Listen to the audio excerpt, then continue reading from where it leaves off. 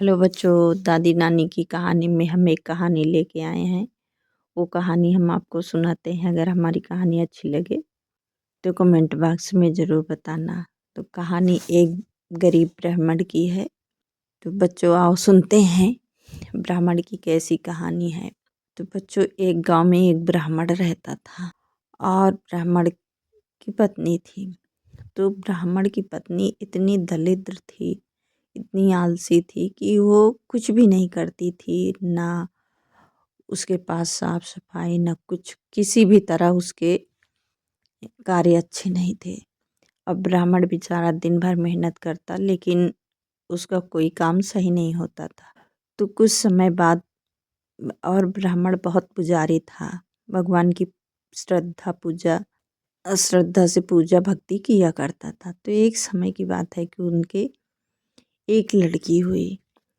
वो लड़की भी भगवान की पूजा पाठ खूब करती थी और हर काम को अच्छे से करती थी। तो धीरे धीरे करके भगवान ने उनकी इतनी मदद की कि लड़की के आने पर उनका पूरा जो भी है खर्च अच्छे से गरीब ब्राह्मण जी का चलने लगा।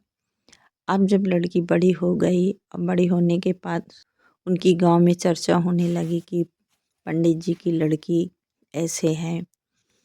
तो एक अमीर आदमी को पता चला, तो उन्होंने उनकी लड़की से अपनी शादी कर लिया। जब ब्राह्मण जी की लड़की घर से चली गई तो उनके घर में फिर वही पुरानी दरिद्रता के कारण उनका हाल ऐसे हो गया। तो न तो पिता के तो समझ में आ गया था कि ये दरिद्रता से हमारे घर में कुछ भी नहीं, खाने पीने को तक भी नहीं आ रहा है। अब पूरी तरह से हम मेहनत कर रहे हैं। तो बेटी ने पिता अपनी बेटी के घर गया और बेटी ने खूब सारा धन देकर पिता को विदा कर दिया। अब पिता ने घर पे आके कुछ समय तक वो धन को खाए, और जब ख़त्म हो गया तो फिर अपने बेटी के घर पहुँचे। तो बेटी सोची कि ये तो ठीक है नहीं, और भाई मैं भी अपने ससुराल से इतना नहीं दे सकती हूँ, माता पिता हैं तो क्या हुआ। तो उसने अपने पिता से कहा कि माता जी को ले आओ और मैं उनको कुछ उपाय बताऊंगी जो कि हम तुम्हारी गरीबी और दरिद्रता दोनों दूर हो जाए। तो पिताजी वापस आके अपनी पत्नी से बोला कि बेटी ने तुम्हें बुलाया है, और वो अपनी पत्नी को लेके अपनी बेटी के घर पहुंच गए। तो बेटी ने उन्हें खूब समझाया कि साफ सफाई और भगवान की पूजा भक्ति कुछ किया करो माँ, जिसलिए तुम्हारे घर का दरिद्रता दूर हो जाए और दोनों समय का खाना भी मिलने लगे।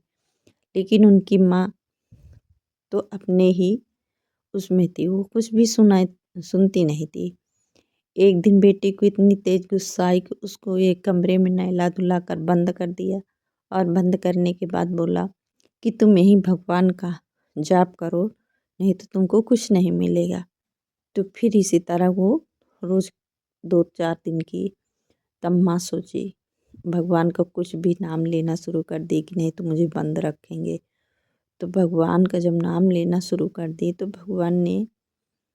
भगवान तो इतने दयालु होते ही हैं कि उनको सद्बुद्धि दिया उस लड़की के माँ को, और वो अपना काम थोड़ा से बदल दी।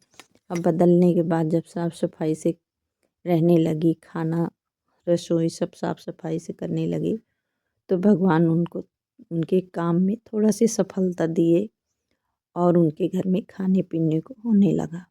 फिर वो ब्राह्मण और ब्राह्मणी दोनों खुशपूर्वक रहने लगे, और बेटी भी खुशी खुशी अपने घर में रहने लगी। तो बच्चों, अपने घर में साफ सफाई और भगवान की पूजा पाठ भी बहुत ज़रूरी होती है कि हम भगवान का ही दिया खाते हैं, पहनते हैं। तो ये भी हमें समझना चाहिए कि हम अपनी श्रद्धा से भक्ति भी करें और काम भी करें, और अपने घर को, अपने शरीर को, अपने कपड़े को, अपने मन को भी साफ सुथरा रखें। तो यहीं हमारी कहानी समाप्त होती है। अगर बच्चों हमारी कहानी पसंद आए तो कमेंट बॉक्स में ज़रूर बताइएगा।